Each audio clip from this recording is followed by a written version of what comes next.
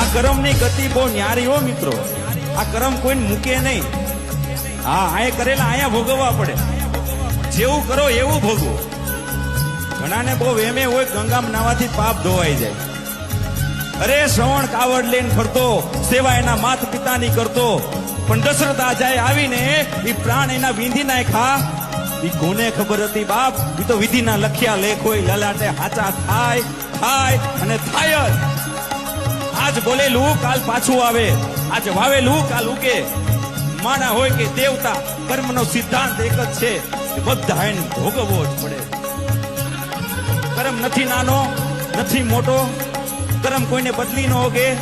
તમારા કર્મ બીજા કોઈ ભોગવી ન જાય, કોઈ બદલી ન જાય. માણાનો એક જ ધર્મ છે કે કર્મ સુધારે.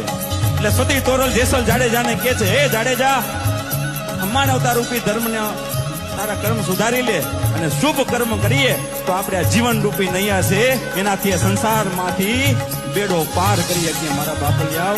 એટલે કીધું છે સતી તોરલે જેસલ જાડેજાને. અને ઈ ભજનો આજે આપણા રૂવાડા ઉભા કરી દે.